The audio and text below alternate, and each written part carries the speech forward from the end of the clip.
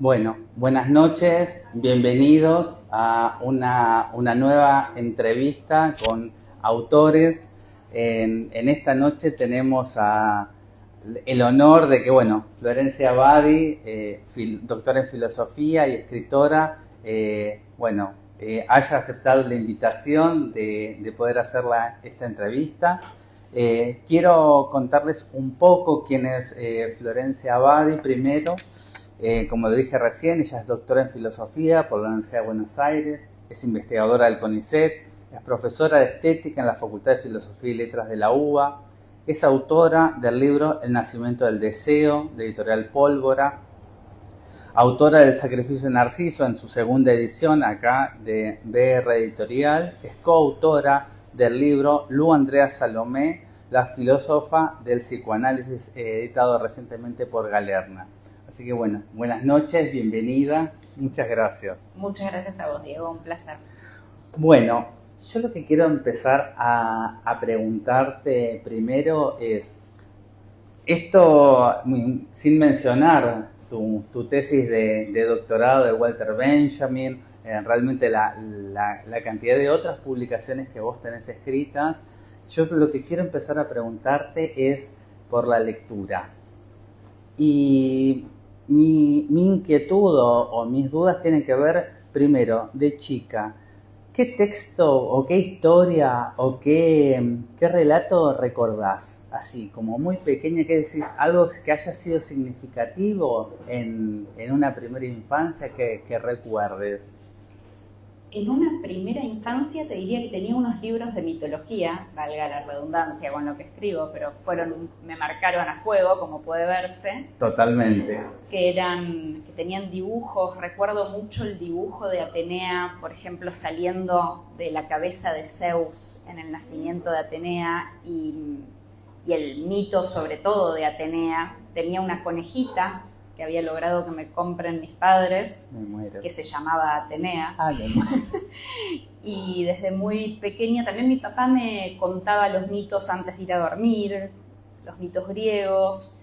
Así que te diría que en la primera infancia quizás eso. Después, en la pubertad, me obsesioné con unas novelitas no muy prestigiosas para contar, pero que se llamaban Las gemelas de Sweet Valley, que eran aprendí inglés mucho porque se terminaron en castellano y tenía que comprarlas en inglés, y leía una por día y me leí 200 de esas que realmente nadie tiene por qué conocer esto, pero a mí también esas historias me marcaron mucho porque aparte eran sobre dos gemelas. Yo tengo una hermana que tiene un año menos que yo. Uh-huh. Y nos poníamos los nombres de estas dos gemelas, queríamos ser gemelas, no éramos muy parecidas, lo cual nos impedía llevar a cabo todas las aventuras que planeaban estas dos chicas de ficción. Y después, a los 15 años, hubo una novela que me marcó mucho, que fue Quo Vadis, una novela sobre el cristianismo en el primer siglo. Sí. Esa novela me conmovió profundamente. ¿Qué es lo que te conmovió? ¿Qué es lo que recordás que decís te marcó? Sabes que no la volví a leer, entonces no es que me acuerdo tanto la historia, ni me acuerdo... Seguramente es una emoción o una sensación. ¿Qué es lo que te recordás de eso que te haya marcado? Como una suerte de compasión por la historia de esos primeros cristianos. Y yo vengo de una familia judía y fue una suerte de acercamiento al cristianismo de alguna manera, a ese cristianismo primitivo, ¿no? Un interés por ese cristianismo primitivo que después fue también evolucionando a lo largo de mi vida. Mirá vos qué interesante. Pero ya lo primero que vos recordás como fundante en vos era esto de los mitos, el mito de Atenea. Sí. Aparte de Atenea, ¿qué otro mito recordás de esa época que decís que te llamara la atención? Me viene otro de Atenea, que es Atenea con Aracne, el momento en que está este personaje que se llama Aracne, como la araña que quiere tejer y, digamos, ¿no? La cuestión de la hibris, la soberbia, quiere tejer y digamos, la desafía a Atenea a que ella teje mejor que Atenea y termina convertida en araña. Después el de Ícaro, sea, me llamaba mucho la atención estas historias de desafiar a los dioses y, bueno, el peligro que eso comportaba, ¿no? Sí.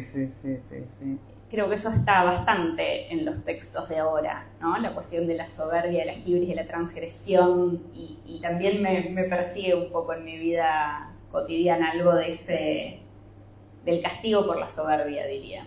¿Vos decís? Es un tema que me interesa mucho. Mirá. Bueno, como ya se marcaba, como aparecía en las primeras lecturas. Yo te pregunto, ¿a qué edad empezaste a escribir? ¿Y qué escribías? Y empecé a escribir en el colegio cuando tenía que hacer redacciones en la primaria. Me acuerdo que en 6º grado escribí un texto que a la maestra le gustó, que era un texto que tenía un párrafo, ¿no? Que había que incorporar una frase que la maestra había escrito en el pizarrón y había que incorporarla en el cuento, y yo había inventado algo como que había algo con la sal, y como que la sal del mar era el padre de uno de 2 hermanos que se metían al mar para hablar con el padre, un delirio así, y la publicó en la revista del colegio, y fue un primer momento de, no sé, Florencia escribió un texto, como yo ahí me enteré, si querés, que escribía y que a alguien le gustaba algo de lo que yo escribía. Y después de muy chica también empecé a hacer talleres literarios y empecé a fantasear, tenía como una fantasía de ser escritora, y hacía talleres y escribía poemas, por así llamar a lo que hacía. Escribí en el diario íntimo también. ¿Publicaste algo de poesía también? Publiqué 3 libros de poesía. Sí, así que no es que escribías algo que se parecía, sí, publicaste. Sí. Ni siquiera lo mencionamos, pero también lo publicaste. Sí. Bueno, yo hay otra pregunta que te quiero hacer que tiene que ver con esto de que vos empezaste a hacer talleres literarios y que querías ser escritora. Quizás a los que no la conocen a Flor o su historia, sus abuelos eran psicoanalistas, los padres eran psicoanalistas, su hermana es psicoanalista, la familia, digamos. Entonces, mi pregunta tiene que ver, ¿cómo evitaste el psicoanálisis? ¿Cómo evité o cómo evité? Evité el psicoanálisis, porque quiero decir esto, ¿cómo fue el momento en que vos dijiste, esto no es para mí?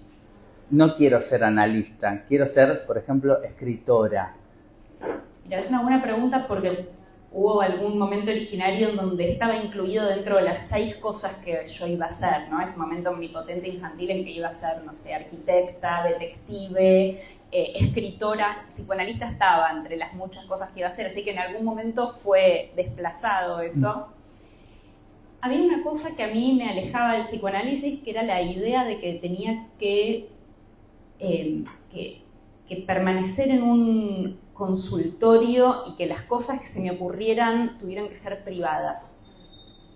Lo cual no es así, por supuesto. Uno no ve un montón de psicoanalistas publican, no es que no se puede publicar siendo psicoanalista, pero en mi fantasía había algo del psicoanálisis que se vinculaba a algo más privado, a algo más secreto. Y a mí me gustaba la idea de escribir y pensar y moverme en un ámbito completamente público, e incluso, si querés, como casi, para mí la docencia tiene algo como del antónimo de eso, es algo donde uno da una clase que prepara a veces durante un mes, ¿no? Que pone todo para darse a gente que uno no sabe los nombres, ¿no? A veces tenés 100 alumnos, no tenés ni idea quién es cada uno, como algo completamente opuesto a esa singularidad en donde uno conoce todo de la persona, ¿no? Como, no sé, creo que me atraía algo que no combinaba bien con el psicoanálisis, más allá de que me interesó siempre lo inconsciente, el pensamiento profundo del psicoanálisis. Me analizo desde muy chica. A los 12 años empecé a analizarme, pedí de analizarme, porque toda mi familia se analizaba, mi hermana se analizaba desde los 5 años y yo no entendía por qué a mí no me estaban mandando. Así que en un momento dije, yo también, que soy la excluida de todo esto. Pero más allá de ese interés y ese amor que tengo por el psicoanálisis muy profundo, te diría que en 5º año la duda era entre letras y filosofía, y el psicoanálisis ya no era una opción. Por eso, yo sé que, a ver, tu mamá cuando estabas en 4º año te regala El mundo de Sofía, y ahí a vos como que te interesó más la filosofía, pero ya el psicoanálisis estaba desplazado antes. Sí. Por eso es lo que yo te digo, a ver, con tanto analista dando vuelta, ¿cuándo hiciste vos el quiebre de decir, esto ya no? La verdad que no sé. Pero sí, en la adolescencia fue. Fue en la adolescencia, sin duda. Igual, ahora que lo pienso, yo en séptimo grado, cuando estaba haciendo el curso de ingreso al colegio secundario, yo decía que quería seguir letras. Y toda la secundaria yo iba a seguir letras, pues me gustaba leer y quería escribir y letras. Y efectivamente, como decís que lo escuchaste o lo leíste por ahí, en cuarto año mi mamá me regala este libro que es como un bestseller mainstream, ¿no? El mundo de Sofía, y lo leí muy apasionadamente, y en quinto año puse una palabra que no sabía qué quería decir, porque más que ese libro, que es la filosofía para un chico de 18 años, había tenido en quinto año la materia y la había odiado a la profesora, nos daban cosas lógicas, cosas que no me interesaban tanto, y me había llevado muy mal con la profesora, pero tenía o sea, había algo ahí de esa novedad, algo que se mantuvo durante toda la carrera, que yo todas las materias que cursaba me gustaban, incluso lógica después, cuando ya no era con esta profesora. Algo de la filosofía que me a pesar de la profesora y todo, te anotaste en filosofía. Sí, tal cual, a pesar de que fue una profesora que odié realmente, la única, no la vamos a nombrar, pero... No. Lo sabe seguramente. Y ella me odiaba también. Ah, bueno. Bueno, entonces no hay ningún problema porque era mutuo, así que bueno, perfecto. Bueno, yo me quiero meter, a ver, algo que vos decís y también cómo el psicoanálisis te atraviesa, y lo sabemos por los libros directamente, que estos últimos que tenés escritos, que realmente son de filosofía, pero también tienen muchísimo de psicoanálisis. Bueno, no hablemos del último, de Lu Andrea Salomé, la filósofa del psicoanálisis, así que imagínense ya en qué estamos, pero también el nacimiento del deseo, el sacrificio de Narciso, estamos hablando de Eros, de Narciso, está completamente atravesado.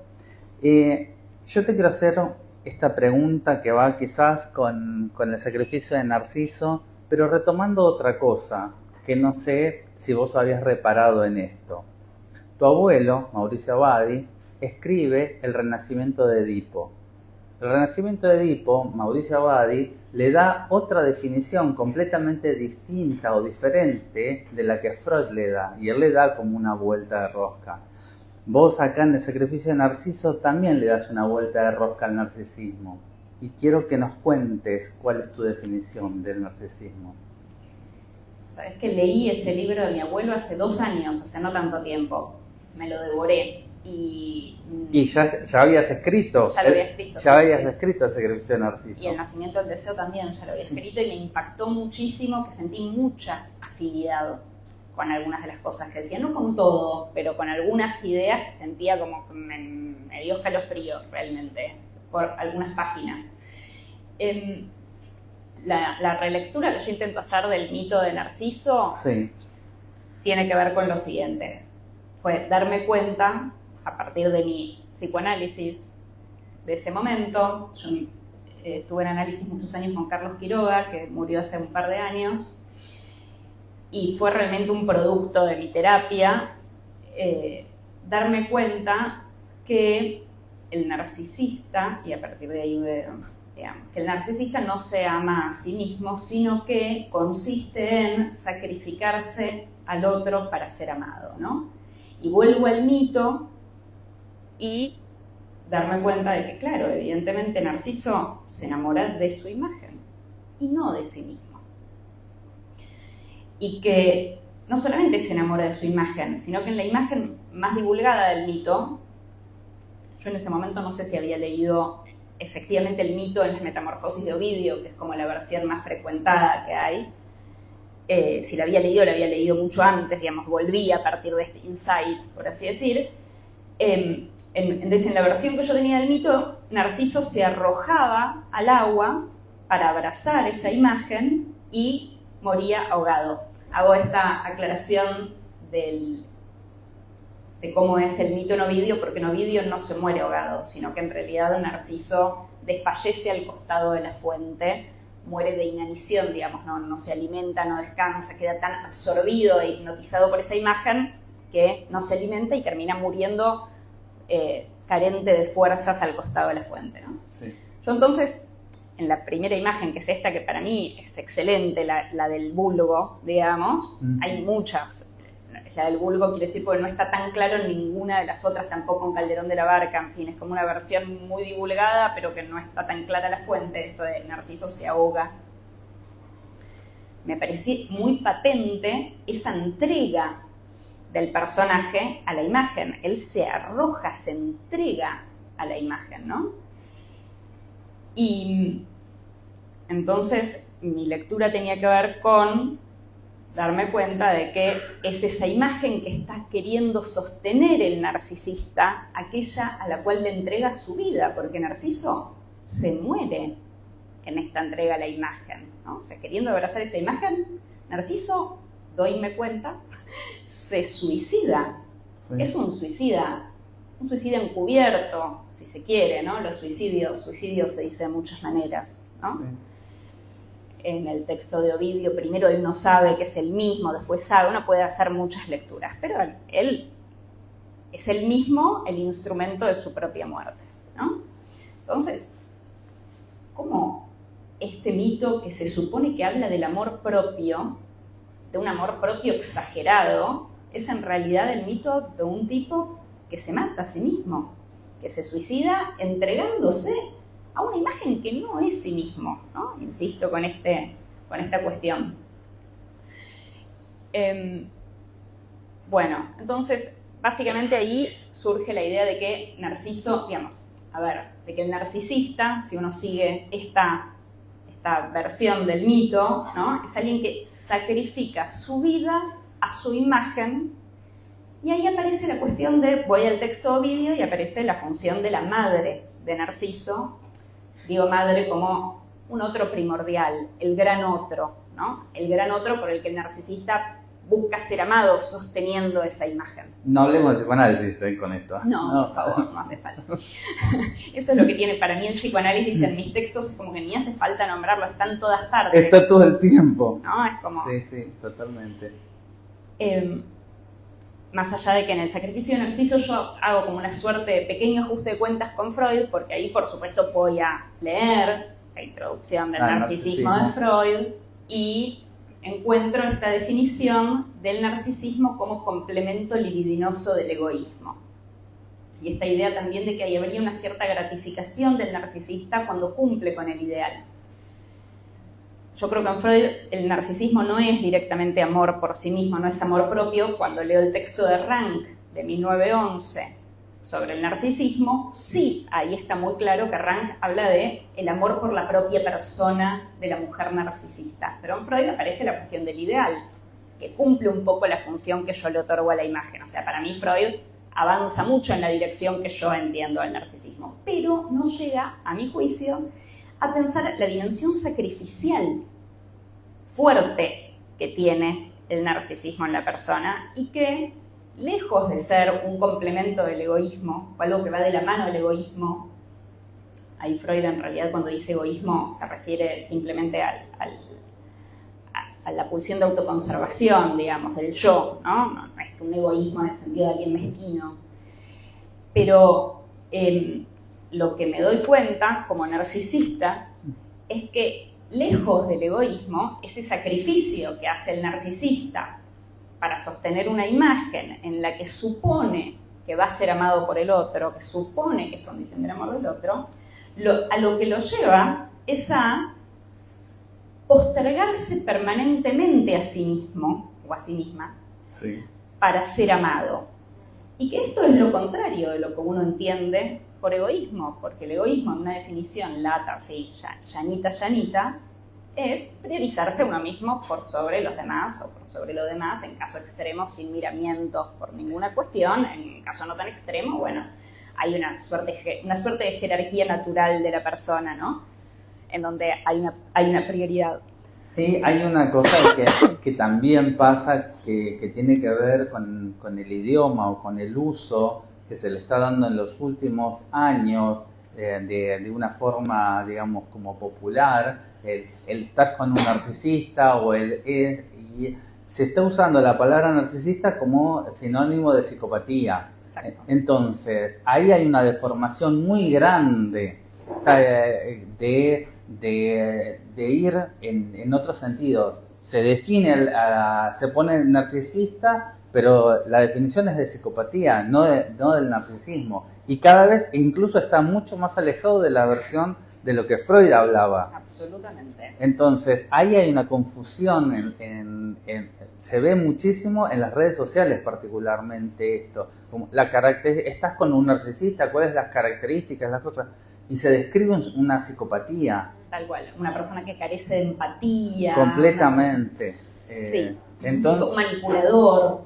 Sí. Uno dice, bueno, sí, no es para nada mi visión de lo que es el narcisismo y creo que no es para nada la visión de Freud tampoco. Sí, totalmente. Entiendo que tiene que ver con cierto diagnóstico de la psiquiatría contemporánea que entiende el trastorno narcisista de una manera que no fue a buscar en Freud el sentido de su término, ¿no? Igualmente creo que tiene que ver con esto de los criterios diagnósticos, lo que viene de lo que se llama el DSM, digamos, son clasificaciones que hace la Asociación Psiquiátrica Americana, que poco tiene de psicoanálisis, entonces, que va apuntado a una cuestión completamente medicamentosa. Tal cual. Entonces, por eso digo, porque cuando decimos, porque yo también siento que hay una confusión, pero bueno, uno dice, ay, están confundidos. Bueno, en realidad manejan otro concepto, ¿no? O sea, tienen otra definición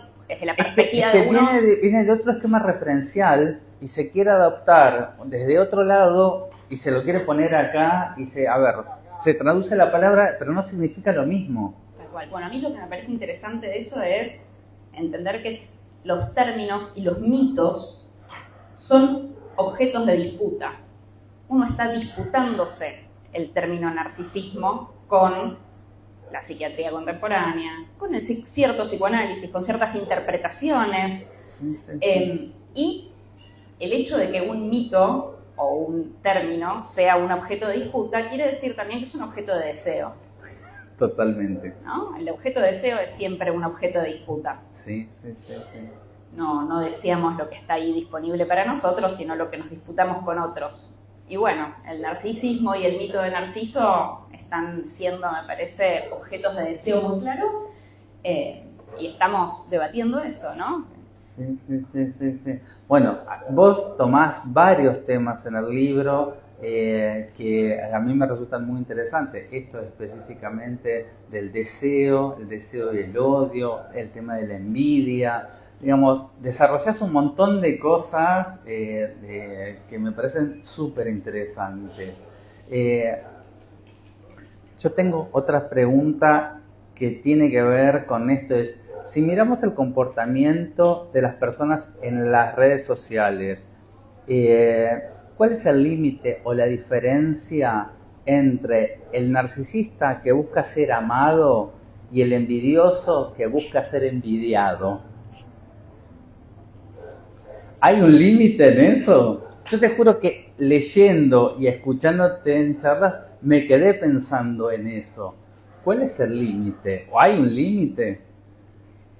Está bueno lo que decís. Me parece que sí, confluyen esas dos pasiones, ¿no? La pasión por ser amado, o sea, hay un deseo muchas veces de ser amado, desde luego, en la búsqueda de ese reconocimiento, de ese like o de esa vista, ¿no? De que los otros lo vean a uno. Efectivamente, no cabe duda de que el narcisismo tiene que ver con algo de la imagen, también en el sentido de la belleza, del ser mirado, una mirada del otro que nos constituye sin duda y que es para el ser humano condición de posibilidad de la supervivencia. Sabemos que los bebés, cuando probaron los antropólogos aislarlos y ver qué pasaba con un bebé recién nacido, si lo aislabas, el bebé se moría de marasmo, ¿no? O sea, la mirada es para nosotros... Es constitutiva.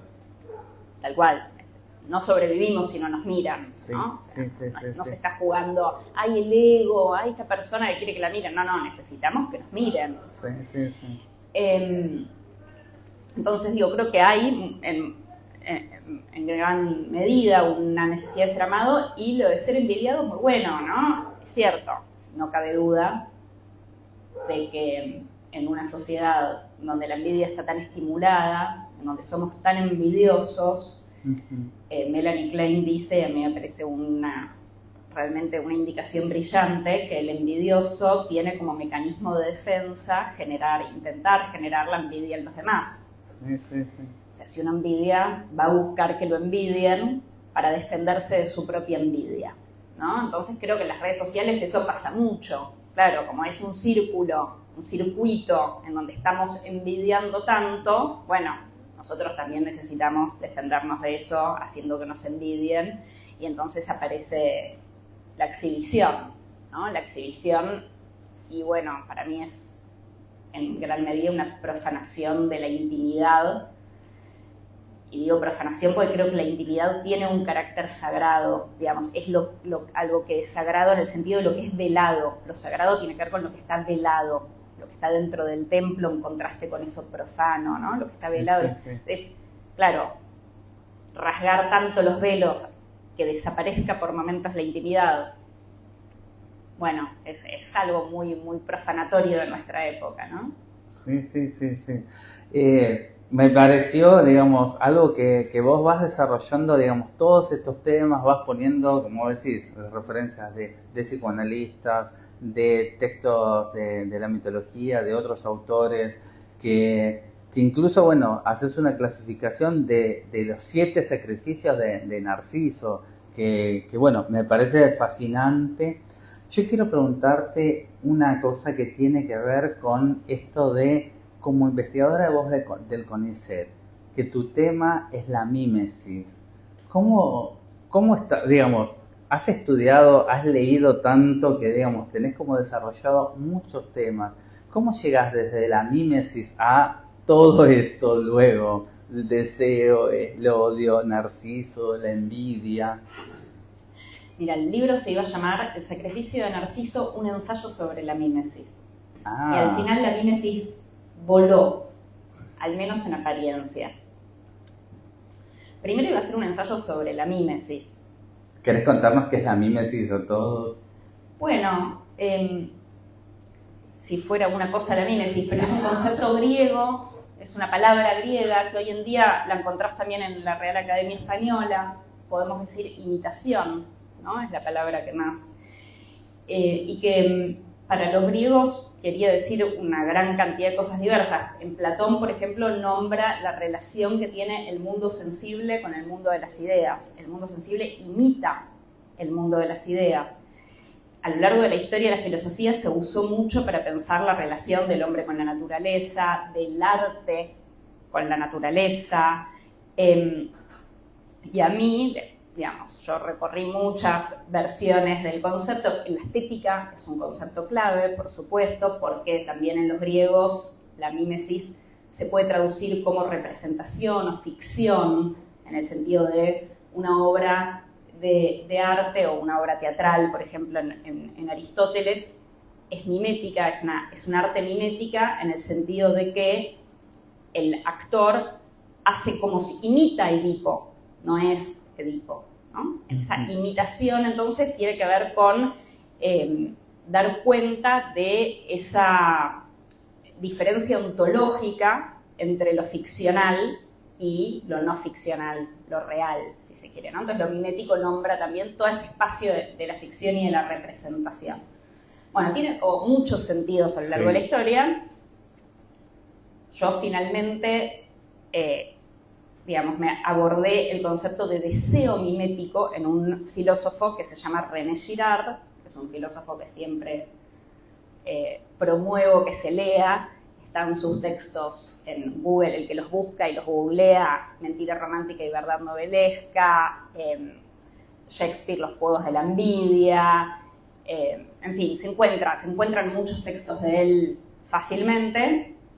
en este texto del 62, Mentira romántica y verdad novelesca, es donde él presenta su concepto de deseo mimético, que se parece un poco a los psicoanalistas suelen mostrar la semejanza que tiene con el deseo es el deseo del otro, porque hay algo con esa frase, yo creo que se pueden trazar algunas distinciones igual, pero la idea del concepto es que siempre el deseo lo imitamos de algún modelo de alguien que nos indica qué es lo que tenemos que desear. Y ese modelo, por un lado, cumple esta función de indicarnos el objeto de deseo, pero también cumple la función de disputarnos ese objeto de deseo, porque en la medida en que el modelo desea lo mismo que nosotros vamos a desear, ahora hay una lucha con el modelo por ese objeto, ¿no?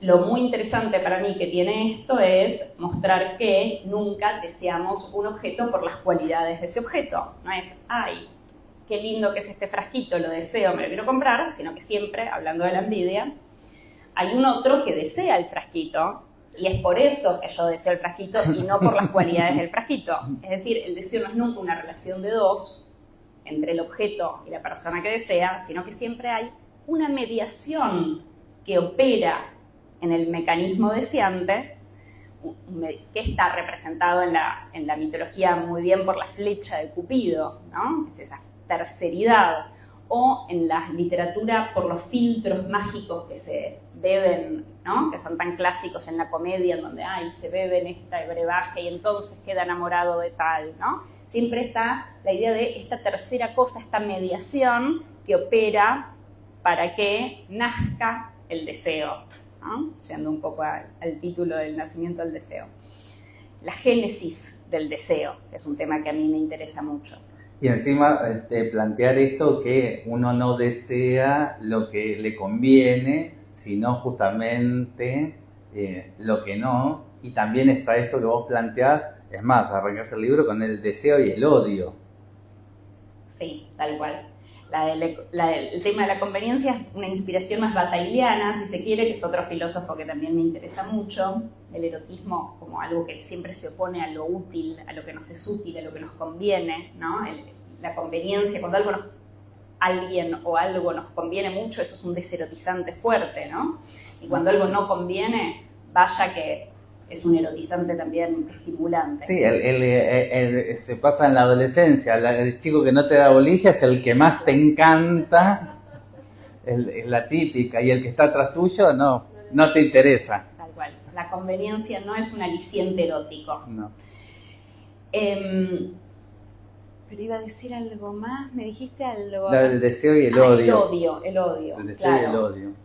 El tema del odio para mí es muy interesante en relación con, digamos, pensando ahí la pasión erótica, ¿no? La idea de la pasión.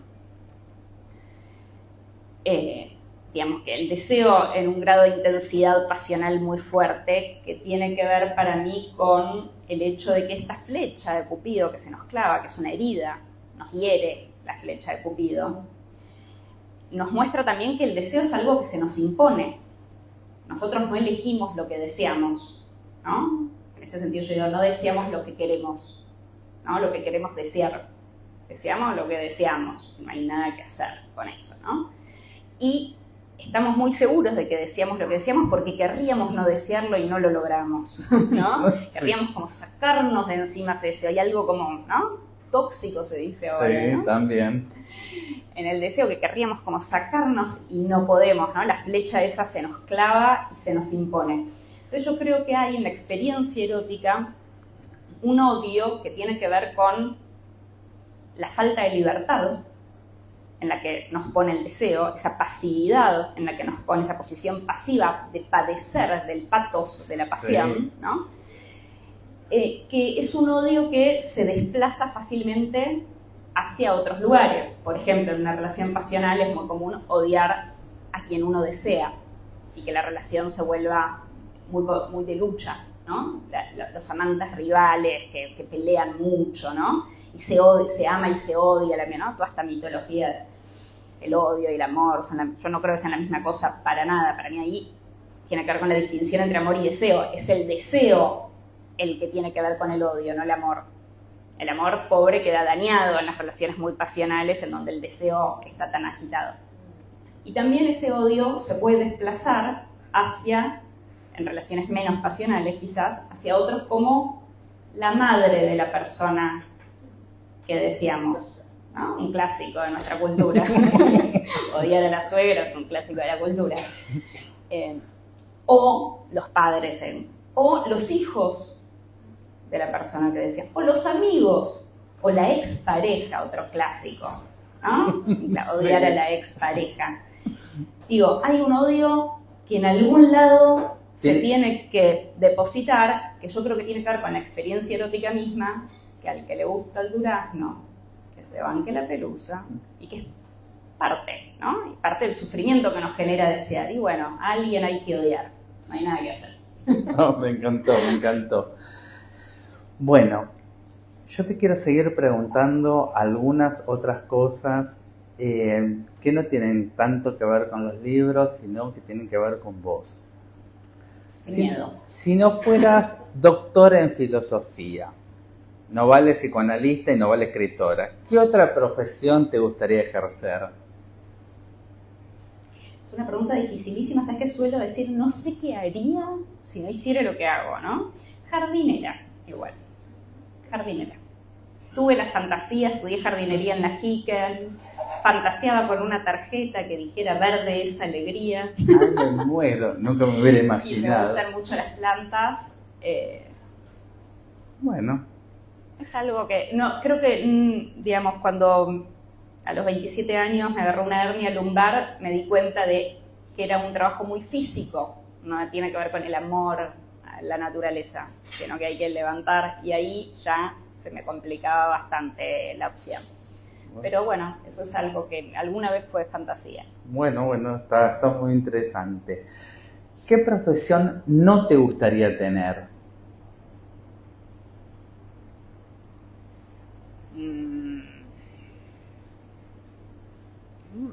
Qué difícil. No sé. Hay de todo. Sí, no, seguro cirujana, por ejemplo. Eso sería algo que no soportaría. Los velos respecto de la sangre son importantes en mi vida, me viviría desmayando. Entiendo que la gente se acostumbra y todo, pero ya las veces que he donado sangre, o sea, no puedo mirar. Y entiendo que eso para un cirujano sería muy complejo. Tal cual. Para el paciente más complejo, creo yo, más que para el cirujano. Tal cual. Pero bueno, si tuvieras la oportunidad de debatir con algún personaje histórico, ¿quién sería y qué le debatirías? Hablaste de un montón de autores. Sí, de alguno que habrás nombrado o que no, ¿y qué le debatirías? Debatiría con Jesús. Y le preguntaría algo que tiene que ver con todas las parábolas en las que aparece la cierta reivindicación de la injusticia, por así decir. Desde la parábola del hijo pródigo hasta una cantidad larga de historias en donde lo que se cuenta desde cierto sentido común es como que está defendiendo. ¿Cómo? No entiendo, es injusto lo que está defendiendo, ¿no? Esas parábolas me hacen pensar muchísimo. Tengo alguna lectura, alguna cosa, pero realmente me gustaría preguntarle cara a cara qué es lo que me está queriendo decir con todo eso. No, muy interesante esto. Bueno, salimos por completo del tema de la envidia. Si ahora tuvieras la oportunidad de agradecerle a alguien, ¿a quién sería y qué le agradecerías? Y a mis padres, la verdad. Tiendo a pensar que el lugar del hijo es un lugar de mucha ingratitud. En mis reflexiones teóricas pienso que el Rey Lear es una obra que habla del tema que me obsesionó cuando la leí, es el tema de la ingratitud de los hijos, ¿no? No se puede esperar gratitud de los hijos. Pero a su vez, si me preguntás con quién me siento agradecida, paradójicamente diría con mis padres, sin duda, y les agradecería el infinito amor que me dieron, la verdad. La incondicionalidad, la generosidad. Hermoso. Muchas gracias por compartirlo. ¿Qué te trae paz?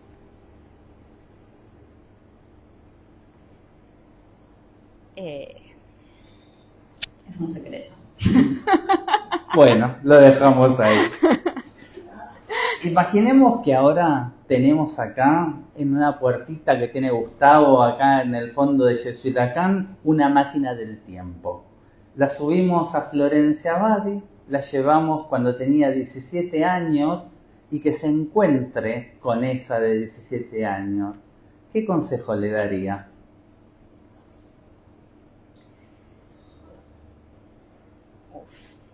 No fue un buen año, me parece. O sí para decirle, por lo menos uno. No, le diría que las cosas, soy muy de creer que todo tiempo pasado fue peor, la verdad. No sé si es optimismo o pesimismo, no lo sé. Soy espontáneamente antinostálgica, digamos. Pienso que trataría de decirle eso, se va a poner mejor. Se va a poner mejor y creo que para todos nosotros siempre se va a poner mejor. Bueno, bien. Sí, una gerontofílica también absoluta. Creo en la sabiduría, en la experiencia, en lo que el tiempo nos da y que miro para atrás y siempre peor. Bueno, ¿qué significa para vos ser doctora en filosofía? Y es un título que me ha servido para moverme, para cobrar un sueldo. Sin el doctorado no entras a carrera en CONICET, fue algo muy también... Y creo que también fue algo hecho muy desde el sacrificio de Narciso, por así decir, muy en automático y cumpliendo los ideales y los mandatos y las cosas que tenía que hacer. No sé si me pregunté mucho, yo hice la carrera con mucha exigencia por cada materia, todo me tenía que ir muy bien en cada examen, si no me iba bien me ponía muy mal. Y claramente iba después a hacer el doctorado, iba a tratar de tener la beca, iba a hacer el caminito, ¿no? Te diría que también hoy en día es como algo que miro como parte de todo eso, que a los 35 años, cuando me cayó la ficha del sacrificio de Narciso, también está de alguna manera metido en esa línea, ¿no? En esa bolsa de los ideales y de todo lo que se hizo para sostener ideales en los que creí ser amada o que iba a ser amada. Hay mucho de autorreferencial ahí, hay mucho autobiográfico termina siendo en algún punto. Viste que está totalmente borrado, jamás aparece un yo ni nada personal, no van a encontrar ninguna anécdota personal en el libro, pero sí, la verdad es que de principio a fin. Mirá vos. Bueno, mi última pregunta es esta. Dentro de muchos años, ahora con lo que vos dijiste de que todo lo próximo siempre viene mejor, dentro de muchos años, sabiendo y teniendo conciencia que se está terminando esta existencia, ¿cómo te gustaría pensar que fue tu vida? ¿Qué legado te gustaría dejar? ¿Cómo te gustaría ser recordada? Me gustaría ser recordada como alguien que transmitió entusiasmo, digamos, que te diría que la palabra transmisión es una palabra clave para mí. Me gustaría ser recordada como alguien que logró transmitir, que logró, digamos, llegar a otros. Y entiendo que estoy con esto de las ideas y la filosofía y los mitos y que es a través de eso, digamos, como transmitir a través de eso algo de entusiasmo, quizás algo de sabiduría si en algún momento me llega, algo de vitalidad. No, es hermoso lo que ya transmitís ahora y es tremendo todo lo que ya has escrito y lo que seguís transmitiendo. Bueno, no tengo ninguna duda que vas a hacerse recordada así porque ya lo sos hoy. Bueno, yo terminé mis preguntas, ahí hay un micrófono, no sé si alguien quiere hacer una pregunta, allá le pasan el micrófono al chico del fondo.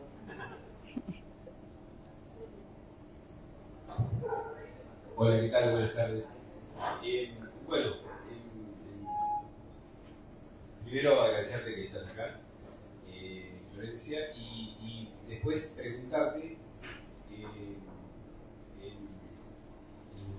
el deber ser, saliendo un poco de la mitología y llevándolo un poco al plano más real, ¿qué es lo que vos pensás de, por ejemplo, Mozart y Salieri? Que me parece que de alguna forma, por como está escrita la historia, plasma bien el tema que estamos abordando.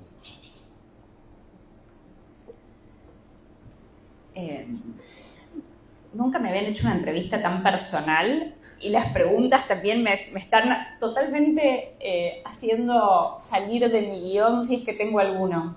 Yo te dije que iba a ser una entrevista distinta a todas las que te hicieron. Yo te lo dije antes de empezar. El que avisa no traiciona. No.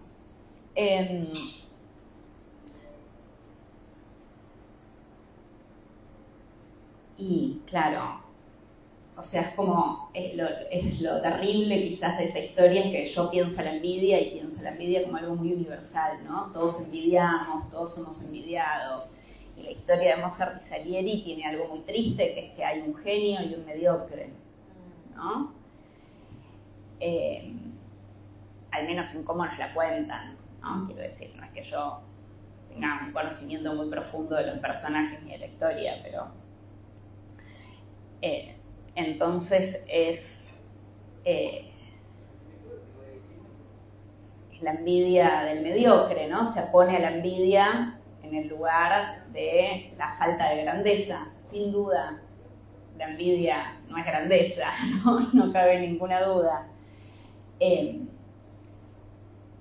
Pero bueno, a mí me gusta, no sé, creo que también desde la mediocridad uno puede, ¿no? Que lo que le falló quizás a Salieri fue la capacidad de admirar, que es algo propio de la lógica amorosa.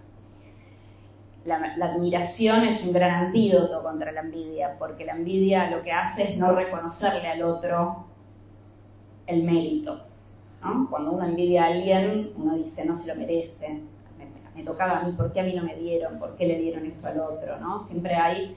Aunque profundamente también hay una idealización del otro y por lo tanto una sospecha de que el otro quizás algo merezca, en la práctica la lengua, la blasfemia, la envidia en el texto de Ovidio tiene la lengua cargada de veneno, ¿no? Como lo que hace es todo el tiempo decir que el otro no lo merece, hablar mal del otro, ¿no? Como una práctica en donde uno habla mal de aquello que idealiza. Entonces creo que, bueno, que quizás lo de Salieri habla de eso, ¿no? Como una persona mediocre puede admirar y en ese punto puede amar. Klein tiene esta frase que a mí me fascina que dice, la envidia socava el amor, ¿no? Creo que quizás le hubiera hecho bien ese antídoto de la admiración si no tenía la posibilidad de agradecer su propio talento, que quizás se dice no lo tenía, ¿no? Porque Abraham es el otro gran antídoto. Envidia y gratitud, el título del libro de Klein me parece que es el antónimo perfecto de la envidia, porque la envidia siempre es a mí no me dieron, yo no recibí, la gratitud es gracias por lo que recibí, el reconocimiento que uno recibió, suponiendo que Salieri no haya recibido el don, bueno, le quedaba la admiración, ¿no? No sé. La terminó rechazando. Bueno, tal cual. Gracias. A vos. Muchas gracias, por la Gustavo. pregunta. Bueno, no sé si hay alguna otra pregunta. ¿Alguien? Franca. Hola.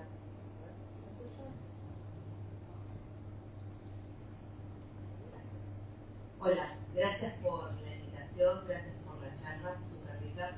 Es lindo hablar de lo que te pasa, realmente impacta. ¿Qué es lo que más te gusta de la práctica psicoanalítica y qué es lo que más te gusta de la filosofía? Lo primero que se te venga. De la práctica psicoanalítica hay algo del pensamiento psicoanalítico que me encanta, que tiene que ver con sospechar, digamos, de que las cosas no son como parecen, ¿no? Esa cosa a mí me gusta mucho, esto de que esto alude a otra cosa, ¿no? Es eso de, y en esta escena está pasando otra cosa que no está acá, ¿no? Y eso me parece maravilloso. Y esa cosa detectivesca, como que vas por ahí viendo sí. a ver qué. o esa cosa como sí, de lo simbólico, de lo alusivo, de lo onírico, de esto está acá en lugar de otra cosa, esto que de la apariencia, ¿no? Después, por supuesto, está la transferencia y el vínculo afectivo y humano. Para mí es muy importante en una terapia psicoanalítica que haya afecto, toda la cosa. Así cuando se pone muy desafectivizada la relación, yo no creo que pueda haber cura en una relación que no está atravesada por el afecto y que no tiene que haber tanto pudor al respecto. Y eso también me conmueve mucho del psicoanálisis, que he tenido psicoanalistas, la verdad, a los que quiero mucho, ¿no? A los que pienso, a los que recuerdo, con los que uno se sigue analizando después de haber terminado el análisis, ¿no? Como esas relaciones que mi último analista murió, pero tuve otros anteriores con los que también me pasa que me encuentro con momentos donde esto me lo decía Adrián, era mi analista de la adolescencia, ¿no? Esto, ¿no? Entonces, son como interlocutores que son, nadie más hizo una lectura quizás de uno como la que hizo esa persona que te supervisó, ¿no? ¿Quién más te pensó quizás a ese nivel? Algún enamorado que para conquistarte quizás... Y te siguen acompañando. Tal cual. Ahí, ¿no? Y de la filosofía... a mí me da mucha libertad la idea de un trabajo que tiene algo de el carácter un poco solitario, más allá de esa transmisión. Yo soy muy docente, me gusta mucho la enseñanza, pero hay algo que siempre me daba la filosofía, que es, si me llegan a meter presa, yo me voy y tengo estos libros de filosofía y soy libre ahí. No me pueden quitar mi libertad, porque mi libertad es la pasión que puedo tener por esta tradición de pensamiento y que me la llevo a donde quiera. Algo de eso me da cierta paz de la filosofía. Gracias. Allá hay otra pregunta.